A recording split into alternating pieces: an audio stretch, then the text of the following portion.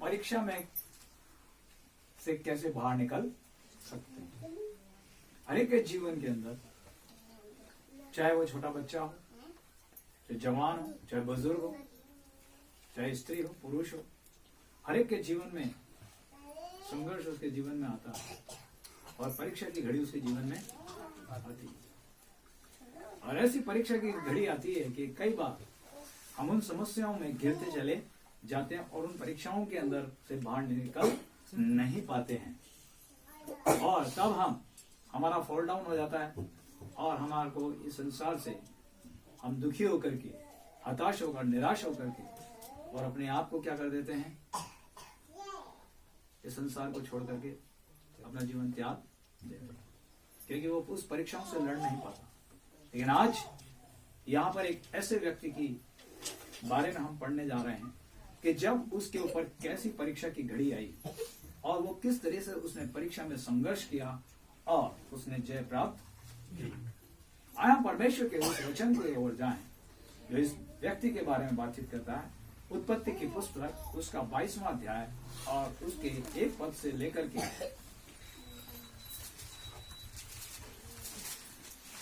12वें पद तक हम देखेंगे। वहां पर यूं लिखा है, इन बातों के पश्चात ऐसा हुआ कि परमेश्वर ने अब्राम से यह कहकर उसकी परीक्षा की, हे अब्राम, उसने कहा, देख मैं यहां हूं। उसने कहा, अपने पुत्र को अर्थात अपने इकलौते पुत्र इसाक को जिससे तू प्रेम रखता है संग लेकर मोरिया देश में चला जा और वहां उसको एक पहाड़ के ऊपर, जो मैं तुझे बताऊंगा, होम बलि करके चढ़ा। यहां पर इस वचन के अनुसार अगर हम देखते हैं, ये एक व्यक्ति है जिसके जीवन के अंदर हमेशा एक जिज्ञासा रही, एक अभिलाषा रही कि उसके क्या हो, औलाद हो, उसके एक लड़का हो।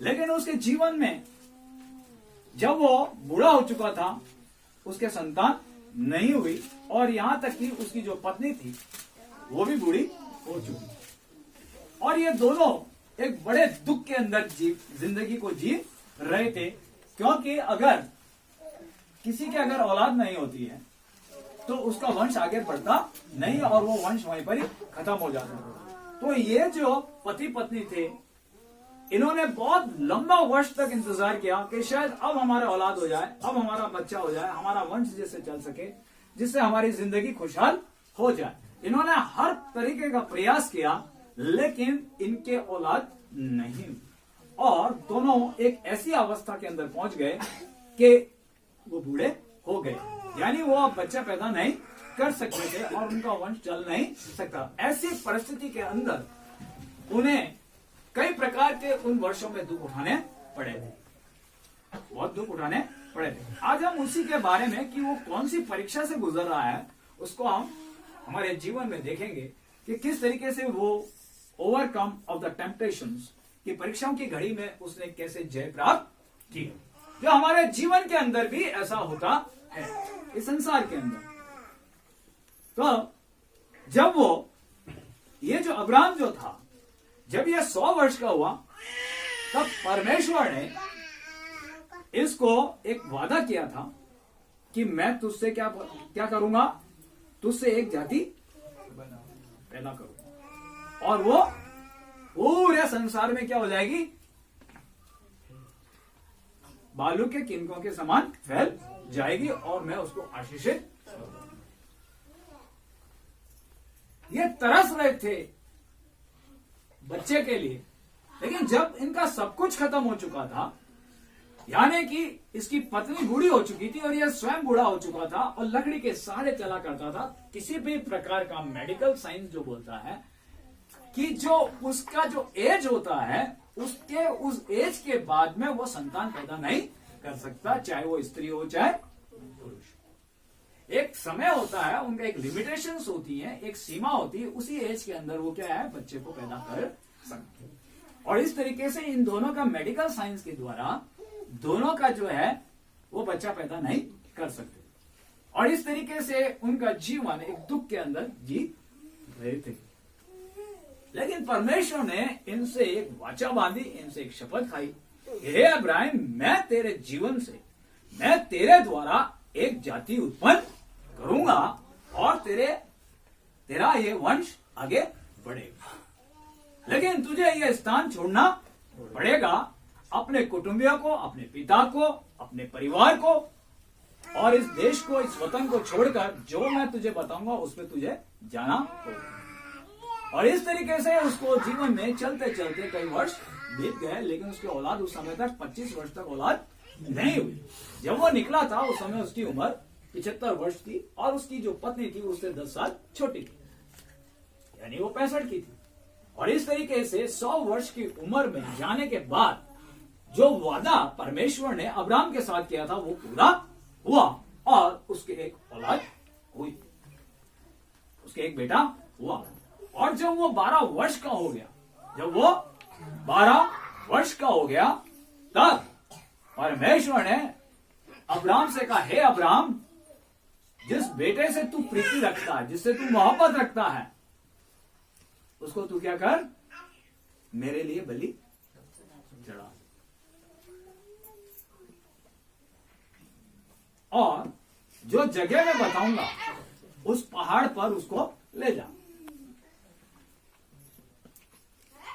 यहां पर हम देख रहे हैं कि इसके सामने एक ऐसी परीक्षा है अब्राहम के सामने कि जब वो बहुत ही बूढ़ा हो चुका है, यानी उसको कितने वर्ष हो गए हैं, 112 वर्ष का वो बूढ़ा हो चुका है। उस समय पर, ऐसे समय पर जब मनुष्य अपने जीवन में कुछ नहीं कर सकता, उसका वो आखिरी जिंदगी का पड़ाव होता है और उसको उस समय पर सहारे की जरूरत। ऐसे समय पर वो परमेश्वर उस अब्राहम से क्या कह रहा है कि जिस बेटे से, जो तेरा इकलौता बेटा है, उसको तू मेरे लिए क्या कर दे, वो बलि चढ़ा। और जो मैं तुझे जगह बताऊंगा वो मोरिया देश, उस जगह पे जो पहाड़ होगा वो मैं तुझे बताऊंगा, वहां पर उसको बलि। पहले जो इसकी परीक्षा की जो घड़ी है, वो पहली घड़ी यह है कि इन दोनों ने बहुत ही मन्नत और बहुत दुख उठाए थे, यानी पूरी जिंदगी 100 वर्ष की अवस्था तक ये रात और दिन अपने बेटा पाने के लिए तड़पते थे। और हम इस जमाने के अंदर देखते हैं, समाज के अंदर जब कोई स्त्री बांझ होती और उसके लड़का नहीं होता, उसके औलाद नहीं होता, तो उसको कितने ताने सुनने पड़ते। यहां तक कि उस परिवार से, जिस परिवार में वो शादी होकर के आती है, उस परिवार के हर एक सदस्य से, उस परिवार से जुड़े हुए हर एक रिश्तेदार से, यहां तक कि पड़ोसियों से उसको ताने सुनने पड़ते हैं। जैसे जैसे साल उसके शादी के गुजरते चले जाते हैं, वैसे वैसे औरतें, स्त्रियां और घर के लोग उसको ताने देने लगते हैं, हे तू बांझ स्त्री। और जब वो पानी लेने के लिए जब वो स्थान पर जाती है, हैंडपंप पर या वो, तो उसको कोई देखना पसंद नहीं। उसको ताने मारते हैं, अरे ये तो बांझ है, ये कहां सवेरे सवेरे आ गई, हमारा सब क्या हो जाएगा, अशुभ हो जाएगा। क्योंकि जो बांझ स्त्री होती है उसके जीवन में आशीष नहीं होती, जिससे कि दूसरे भी क्या हो जाते हैं, आशीष नहीं पा सके। उसके पांव रखने से उनके कार्य असफल हो जाते, इसलिए उसको शादियों में भी नहीं बुलाते, या कोई भी ऐसा कोई त्योहार होता तो उसको बुलाते नहीं। इस तरीके से वो अंदर ही अंदर क्या होता है, अपने जीवन के अंदर घुटने लगती और हर तरह के दुख सहन करती है और उसका जीना दुश्वार हो जाता है और वो अपने किसी को कह नहीं सकती सिवाय अपने पति को। वो दर्द अपना प्रकट करती है, क्योंकि स्त्री जो है वो किसको कहे, अपने पति को ही बोलती कि ये जो भाई लोग हैं, ये जो दूसरी स्त्रियां, जो पड़ोसी हैं और मेरे जो घर के लोग हैं, वो मुझे क्या कर रहे हैं, ताने मार। यहां तक कि उसको ये तक कहते थे तू इस घर को छोड़कर चली। ऐसे दुख के अंदर उसने उस बेटे को ऐसी उम्र में प्राप्त किया जब वो बिल्कुल बुढ़ी है, जब उसका कोई सहारा नहीं था। ऐसे समय पर, अंतिम समय पर उसने उस बेटे को जन्म दिया जो परमेश्वर ने उसको दिया था। तो सोचिए अगर उस स्त्री के अंदर कितना उस बेटे के प्रति प्रेम होगा, उसको कितना उसके साथ वो लगाव रखती होगी, वो कितनी उससे मोहब्बत करती होगी।